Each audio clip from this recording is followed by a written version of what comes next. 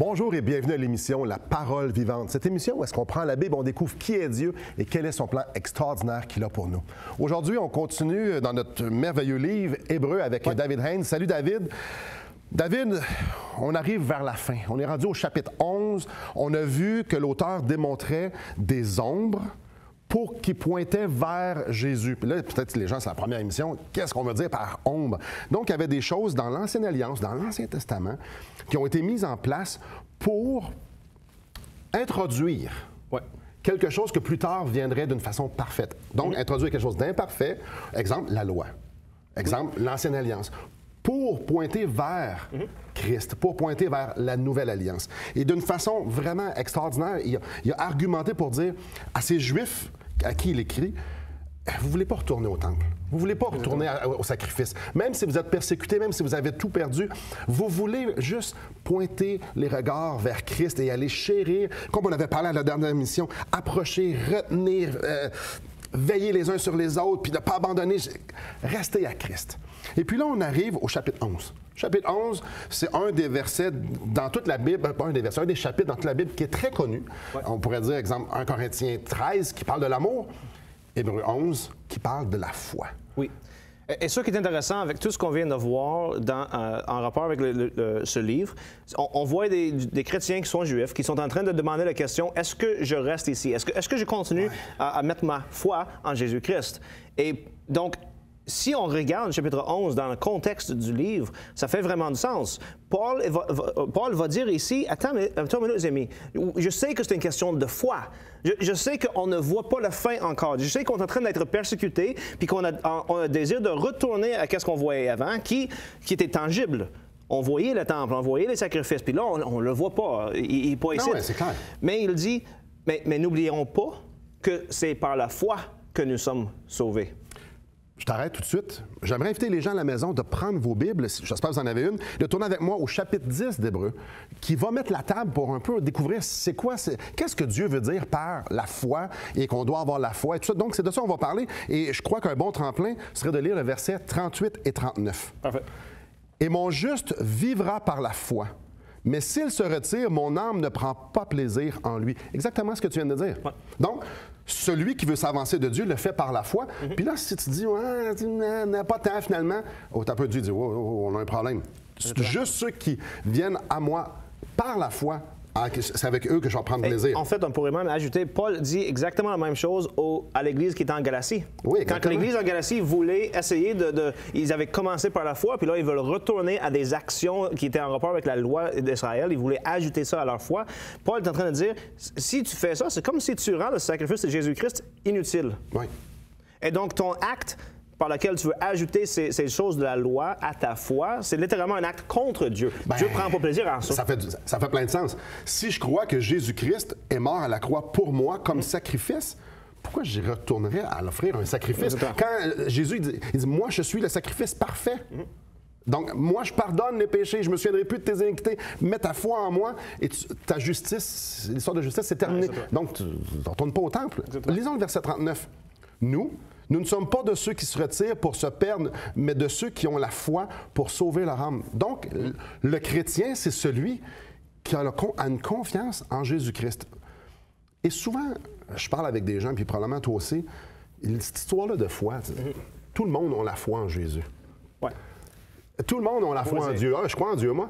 Donc, il faut un peu démystifier ça, dire qu'est-ce qu'il veut dire, parce que tu parles un peu partout sur la terre, puis le monde dit, oui, je crois en Dieu.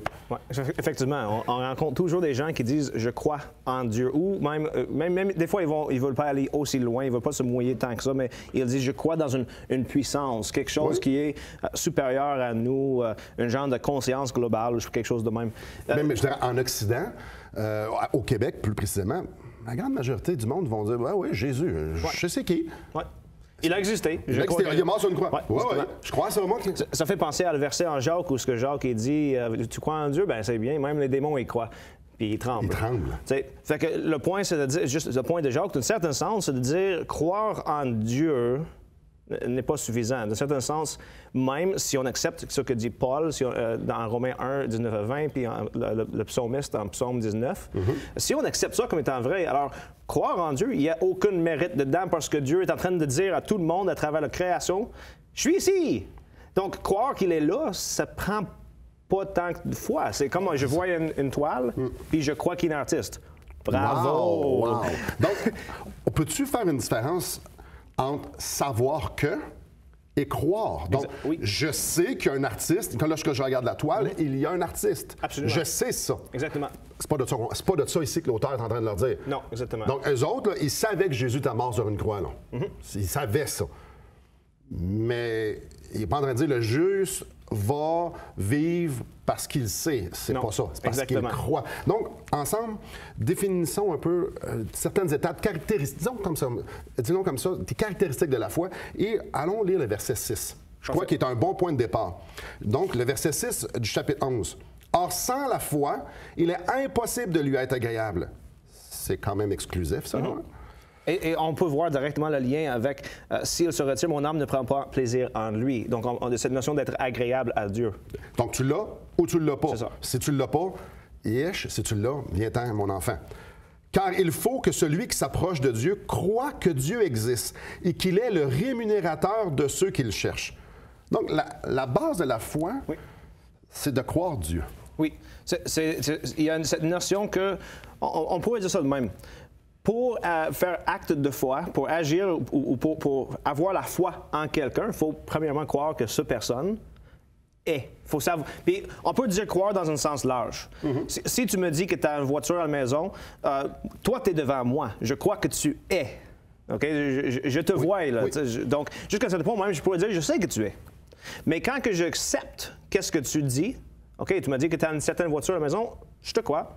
Comment que c'est? Là, cette question, comment est-ce que c'est, ou est-ce que tu aimes ça de conduire, cette question est en train de te montrer que je t'ai cru. J'ai accepté ce que tu as dit comme étant vrai, et maintenant, je suis en train de te demander quelque chose de plus. Je veux savoir davantage. Je t'arrête. Là, on vient de déballer quelque chose de très gros. Effectivement. Donc, Dieu, je crois ce que tu me dis. Donc, je crois que tu es là, Donc, je crois que Dieu, puis tu es le rémunérateur. Donc, ce que tu me dis, là, ce que tu fais, j'y crois aussi. On va à la pause et après, on continue là-dessus. Donc, oui, beaucoup d'informations. Ça veut dire quoi? Ça mange quoi en hiver? Après la pause, on va découvrir ça. Mais avant d'aller à la pause, j'aimerais vous offrir un cadeau. Destination finale de Marc Hahil. Marc Hahil prend les grandes questions fondamentales. On vient d'où? Pourquoi Dieu, pourquoi il y a autant de souffrance si Dieu est bon? On va où après la mort? Donc, Marc Hahil répond à ces questions-là avec les Écritures. Donc, tout ce que vous avez à faire pour vous le procurer, c'est appeler au numéro qui est là, au bas de l'écran, ou encore nous écrire et nous dire « J'aimerais avoir le livre que Simon nous a offert. Ça va nous faire plaisir de vous l'acheminer tout à fait gratuitement. » Donc, après la pause, Dieu, et je crois qu'il est, qui il est, et je crois aussi ce qu'il me dit. Restez avec nous.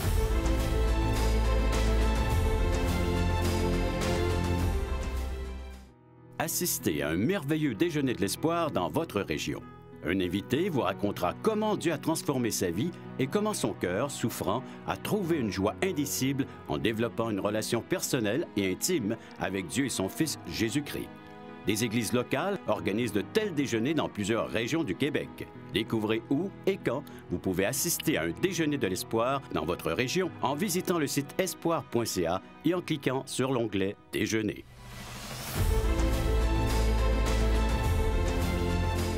Bonjour à vous. Donc, David, on a lu au verset 6 que la foi, il faut que celui qui s'approche de Dieu croit que Dieu existe. Donc, mais il y a plein de sortes de dieux.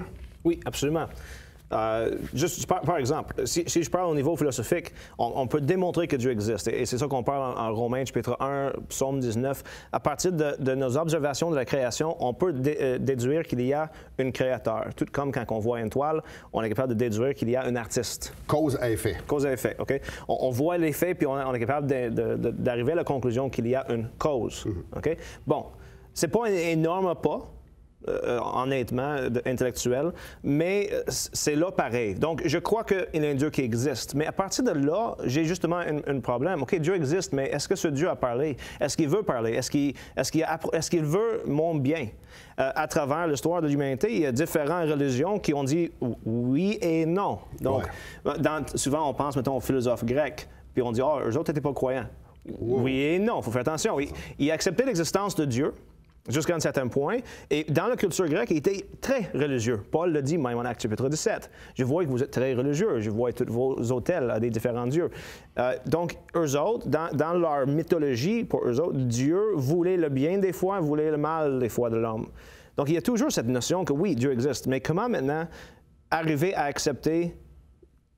Puis là, je choisis mes mots ici. Comment arriver à accepter que, mettons, la Bible, c'est la parole de Dieu? Et qu'il y a réellement juste un Dieu. Exactement. Là, c'est sûr que on pourrait peut-être, par certains arguments, aller de il existe un Dieu qui est créateur à la conclusion qu'il n'y a qu'un seul Dieu. Il y a certains arguments qu'on peut présenter, ils sont un peu complexes, fait qu'on ne parlera peut-être pas ici, mais on peut arriver à cette conclusion. Pour moi, à travers différents arguments, je pense qu'on est capable d'arriver à la conclusion suivante. Il y a un seul Dieu qui est le créateur souverain du monde. Et je vois, quand on regarde différents philosophes, on voit qu'il y a beaucoup de philosophes qui sont arrivés à cette même conclusion à travers différents arguments. Mais si ça c'est vrai, ça nous amène à une question. La question est, de quel Dieu donc? Et il n'y a pas tant de religions qui proposent qu'il y a un seul Dieu qui est créateur souverain du monde. On parle d'à peu près 3 religions. Ouais. Chrétianisme, grosso modo, judaïsme et islam. Oui. C'est à peu près ça.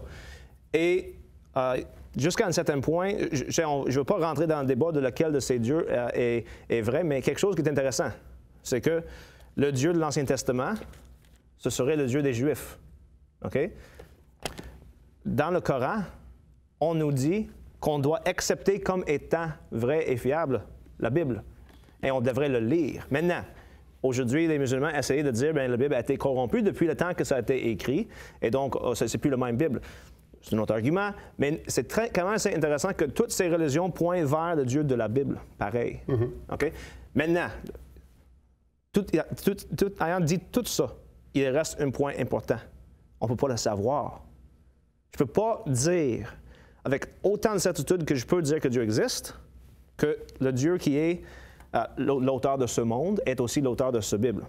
On peut donner des bonnes raisons, des arguments. On peut parler de comment que les Écritures sont fiables. On peut parler de comment que l'archéologie vient confirmer des choses qui sont dans la Bible et que l'archéologie ne nie rien de ce qui est affirmé dans la Bible. On peut faire ça. Yeah. On peut parler de la fiabilité des témoins de la vie de Jésus-Christ et parler de comment que Luc et Actes. Oui, les prophéties accomplies. Et tout ça, ça vient donner des raisons pour accepter comme étant vrai la parole de Dieu.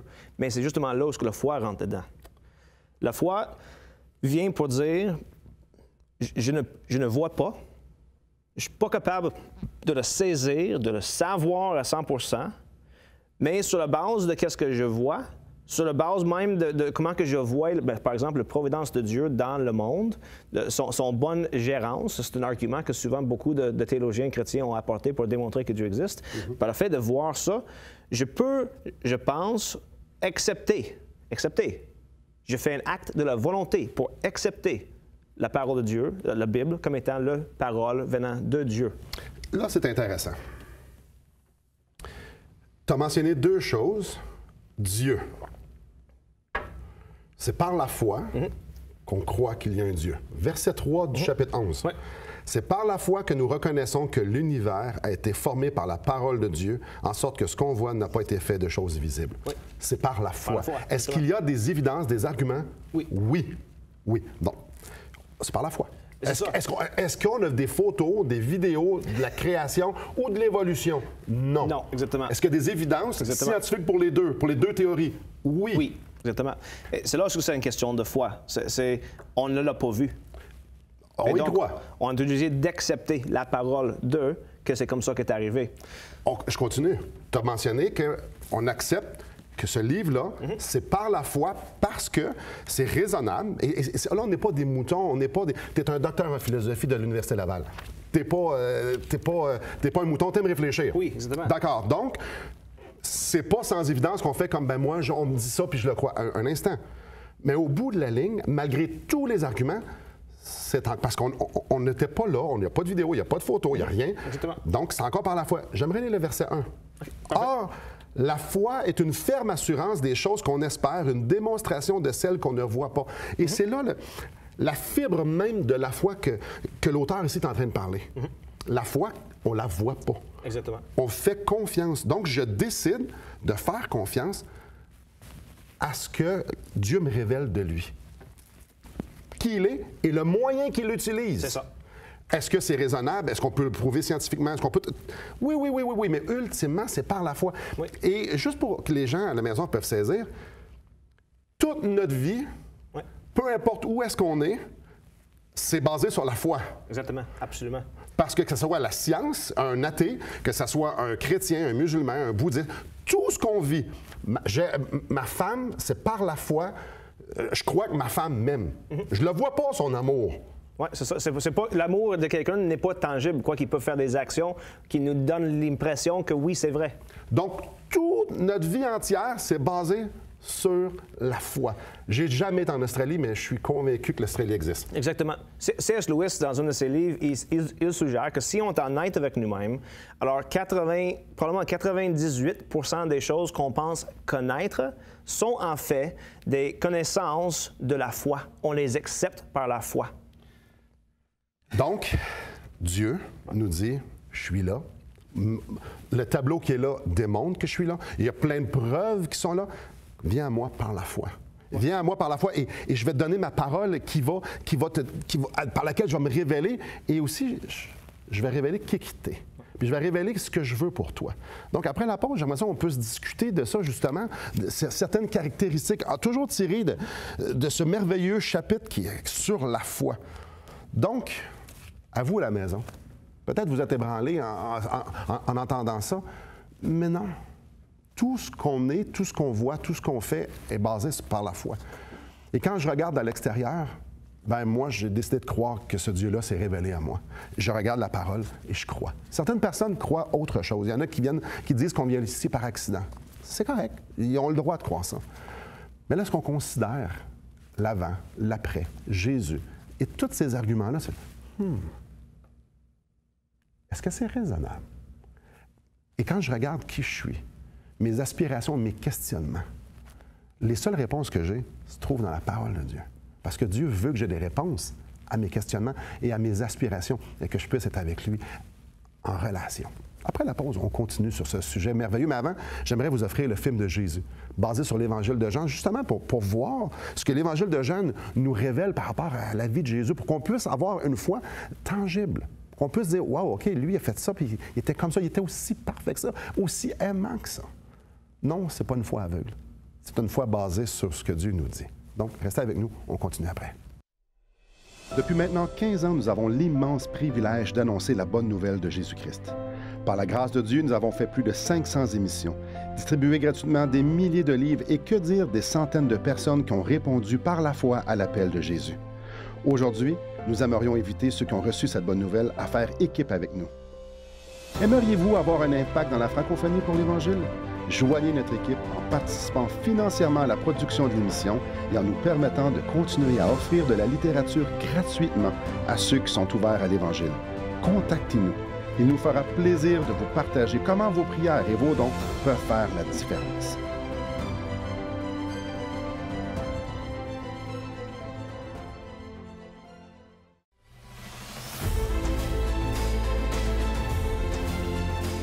Bonjour à vous. David, je nous écoutais tantôt, puis même pendant la pause, moi, les gens ne me connaissent pas beaucoup. Bien, ils me voient à la télévision et tout ça, et je dis des tranches de vie. Une des choses qu'ils ne savent pas, c'est que je suis un critique aguerri. C'est-à-dire, je veux pas croire. Je ne veux... Moi, avant ma conversion, je ne voulais pas être religieux parce que je me disais, je vais être obligé de suivre quelqu'un. Ouais. Je déteste qu'on me dise comment penser et quoi penser. Ça va peut-être t'étonner, je suis un peu comme toi, un peu. Et voilà. Et là, les gens nous disent, OK, on est pasteur, on enseigne la parole de Dieu, on est à TV, super, là, les gens, là, ils écoutent ça, puis ils devraient boire ça. Non, attends un petit peu, là. Ni toi, ni moi, on a envie que les gens boivent nos paroles puis qu'ils fassent, s'ils disent... Non. C'est vrai. Non, exactement. Puis Paul, en fait, je dirais ça même, Dieu, dans sa parole, nous donne justement un indice que c'est la pire chose que tu peux faire. Okay? Il y a un verset en Actes chapitre 17 que j'aime beaucoup. C'est un verset que j'essaie de m'en rappeler assez souvent. Puis souvent, des fois, quand je parle avec des gens, puis je vois qu'ils semblent être un peu trop accrochés sur mes paroles, je vais peut-être leur faire mentionner ce verset juste pour leur faire réaliser, attends une minute, fais attention. Il ne faut pas me croire juste parce que c'est moi qui le dis. Il faut faire attention. Je peux le lire? Oui, vas-y. C'est Actes chapitre 17, verset 11. Ça dit ceci. « Ces Juifs avaient des sentiments plus nobles que ceux de Thessalonique. Ils reçurent la parole avec beaucoup d'empressement et ils examinaient chaque jour les Écritures pour voir si ce qu'on leur disait était exact. » Maintenant, notez-le bien. Dans ce verset, on a Paul qui vient et qui est en train de prêcher pour le Messie. C'est Paul. Paul est un pharisien parmi les pharisiens. Un génie. Est un génie, vraiment. De la loi. Exactement. Il se dit irréprochable. Ça veut dire qu'il était la coche. Exactement. Puis probablement, quand il est arrivé dans une ville, il portait toujours ses vêtements de pharisien. Fait que, comme ça, des gens savaient, ici, c'est un docteur de la loi qui va venir nous parler. OK? En plus de ça, ajoute un peu dessus, Paul est... Honnêtement, si on regarde le Nouveau Testament, il a écrit la moitié du Nouveau Testament. Oui. OK? Fait que il est quelqu'un qui est très connaissant. Il est reconnu comme un apôtre, donc un des leaders et émissaires, on pourrait dire, de Jésus-Christ dans le premier siècle. Il est l'auteur de la moitié du Nouveau Testament. Il me semble que c'est le genre de gars là, que quand il parle, tu vas juste dire oui. On parle pas. On pose même pas de questions. Enseigne-nous. C'est ça. On se met à ses pieds puis on gobe tout ce qu'il dit. Et ce qu'il dit ici, il loue les gens de Bérée puis il dit vous n'êtes pas des brebis aveugles. Exactement. Vous allez sonder les Écritures pour voir ce qu'on dit si c'est vrai. Exactement. Puis tu es plus honorable que ceux de notre place. Parce qu'ils ont fait ça. Ça, c'est quelque chose qui devrait nous impressionner. Le fait que des personnes de Bérée n'ont pas juste gobé tout ce que Paul disait, mais qu'ils ont pris la peine d'examiner tout ce que Paul disait à propos des Écritures pour voir, est-ce que c'est vrai? Est-ce que c'est exact? Je te pose une question, et on n'a pas parlé. Est-ce que toi, tu es le genre de personne à étudier des choses extérieures du christianisme pour challenger les idées qui est véhiculées au sein des chrétiens pour voir qu'est-ce qu'il y a à l'extérieur. Donc, on peut parler de la science, on peut parler de la philosophie, on peut parler carrément des autres religions pour dire, attends un peu, là, ce en quoi je base ma vie, est-ce que ça fait vraiment du sens? Ah oui, absolument. Et je dirais, il faut le faire. Parce qu'on peut, jusqu'à une certaine pense, peut-être pas tout le monde qui devrait le faire, mais je suggère généralement aux gens de pas juste accepter comme vrai qu'est-ce que moi je vais dire, mais prendre la peine d'examiner pour voir si j'ai raison. Donc, va lire ce livre-là qui est écrit par tel athée, ou lire le Coran, ou lire un autre livre, parce que tu as besoin de voir les différentes opinions. Il y a un philosophe qui a dit, pour manque de possibilités, le monde ne sont pas libres. Ben oui. OK? Et donc, là où le chrétien devrait être, se situer, on pourrait dire, c'est qu'il devrait avoir le pensée, la mentalité que je suis capable de regarder tout plein de choses, de les analyser, de discerner qu'est-ce qui est vrai, qu'est-ce qui est faux, rejeter qu'est-ce qui est faux, garder qu'est-ce qui est vrai. On est capable de reconnaître la vérité dans une autre religion. Cet été, j'ai étudié certaines religions de l'Orient parce que je voulais savoir plus là-dessus. Est-ce que ça va dire que c'est tout vrai? Non, je pense pas. Il y a des éléments intéressants. Il y a peut-être des éléments intéressants, mais tu ne reçois pas tout. Je fais référence à une conversation qu'on a eue, parce qu'on est des amis à l'extérieur. Est-ce que tu serais capable d'arriver à la conclusion que ce qu'il y a dans la Bible, c'est pas vrai? Je reformule ma question.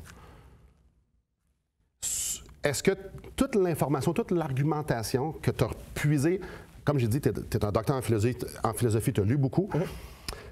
Est-ce que toute l'information que tu as recueillie dans ta vie te ferait fait mettre en doute ce que la Bible dit ou l'inverse? J'ai rien trouvé à date qui me fait mettre en doute ce que la Bible dit. Donc, la foi que tu as, parce que tu considères ça de la foi, même si tu as lu énormément, des milliers de livres, peut-être pas des milliers, mais des centaines et des centaines de livres, t'amène à dire, non, mais c'est raisonné. Tu as fait tes recherches et tu arrives à la conclusion de dire, ce que Dieu me dit, c'est vrai. C'est ça, exactement. Parfois, je vais questionner ma propre interprétation.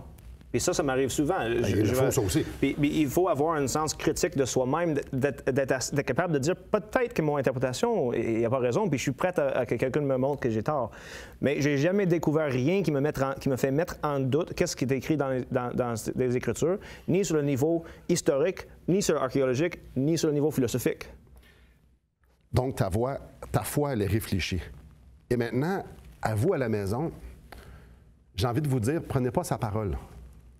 C'est pas parce que lui, il y a 12 ans après, 12 ans post-secondaire, 12 ans d'études post-secondaires, qui a étudié Platon pendant 6 ans de temps et qui a lu des centaines de livres, pas à cause que lui a fait la recherche et qu'il est arrivé à la conclusion que la Bible est vraie, que vous et moi, on ne devrait pas le faire. Parce qu'on se présente tout seul devant Dieu. Et Dieu dit, si tu n'as pas la foi de qui je suis et que c'est moi qui donne tout, tu n'es pas agréable. Et la foi, cette foi-là, elle est stimulée, elle est fiolée, excusez-moi l'anglicisme, elle est consumée par une connaissance des Écritures et une assurance que ce qui est dit là, c'est vrai. Pas parce que quelqu'un me dit, pas parce qu'on vous le dit à la télévision, mais parce que vous avez puisé vos regards dans la parole de Dieu. La dernière chose qu'on veut, nous et toute l'équipe, c'est que vous preniez juste nos paroles comme du cash. Non. Faites vos recherches. Et vous allez arriver à la conclusion qu'il y a un Dieu. C'est le Dieu de la Bible. Et qui vous aime tellement, qui vous a donné justement la Bible pour venir vous parler, révéler qui était et ce qu'il y a pour vous.